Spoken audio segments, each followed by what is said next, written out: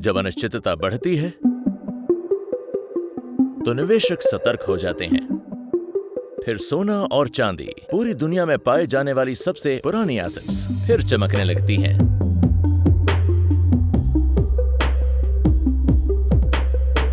मई 2025 में 10 ग्राम सोने का भाव 94,999 रुपए तक पहुंच गया था। चांदी भी बढ़कर 1,02,992 रुपए प्रत्येक किलोग्राम पर पहुंच गई थी। क्यों? क्योंकि वैश्विक ऋण बढ़ रहा था, मुद्रास्फीति स्थिर थी और भू राजनीतिक जोखिम फिर से सुर्खियों में आ गए थे।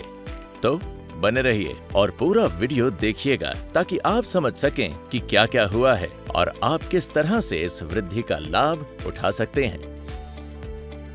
चैप्टर 1, सोने के बढ़ते दाम का कारण। इस साल प्रमुख क्रेडिट रेटिंग एजेंसी मूडीज ने अमेरिकी क्रेडिट रेटिंग कम कर दी, जिसका मतलब है कि उन्हें सरकार की कर्ज चुकाने की क्षमता पर भरोसा बहुत कम है। ऐसा इसलिए है क्योंकि अमेरिका का राष्ट्रीय ऋण 3,060 लाख करोड़ या 36 ट्रिलियन डॉलर को पार कर गया है। यानी बॉन्ड यील्ड में उछाल आया, डॉलर में गिरावट आई और निवेशक सोने की ओर दौड़े। और ये कोई नई बात नहीं है।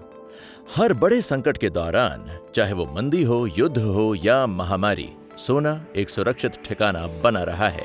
अब आइए अपने देश के करीब जाएं और भारत पर एक नजर डालें। चैप्टर 2, भारत की बढ़ती सोने की कहानी।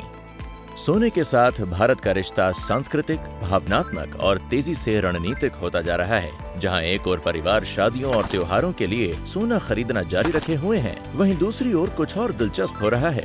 आरबीआई ने एक साल में लगभग 60 टन सोना जोड़ा है, जिससे आरबीआई के पास कुल सोने का भंडार 880 टन हो गया है।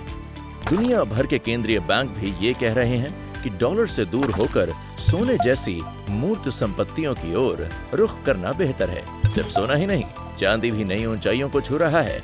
आइए इस पर भी नजर डालें। चैप्टर 3, चांदी औद्योगिक रूप से पिछड़ा। सोना और चांदी वास्तव में अर्थव्यवस्था में दोहरी भूमिका निभाते हैं। ये काम करते हैं मूल्य के भंडार और औद्योगिक धातुओं के रूप में। हालांकि सोने की तुलना में चांदी के औद्योगिक अनुप्रयोग कहीं अधिक हैं। इसका उपयोग इलेक्ट्रिक वाहनों, सौर पैनल्स, अर्धचालकों और यहाँ तक कि चिकित्सा उपकरणों में भी किया जाता है। जैसे जैसे दुनिया स्वच्छ तकनीक और विद्युतीकरण की ओर बढ़ रही है, चांदी की मांग तेजी से बढ़ रही है, जो इसकी आपूर्ति से कहीं ज्यादा है। इसलिए चांदी न केवल बढ़ रही है, बल्कि इसमें बहुत तेजी आ रही है। तो यहाँ बताया गया है कि आप अपने पोर्टफोलियो में सोना या चांदी कैसे शामिल कर सकते हैं समझदारी से। फाइनल चैप्टर, आप कैसे निवेश कर सकते हैं। सोने का लाभ उठाने के लिए सोना खरीदना जरूरी नहीं होता है।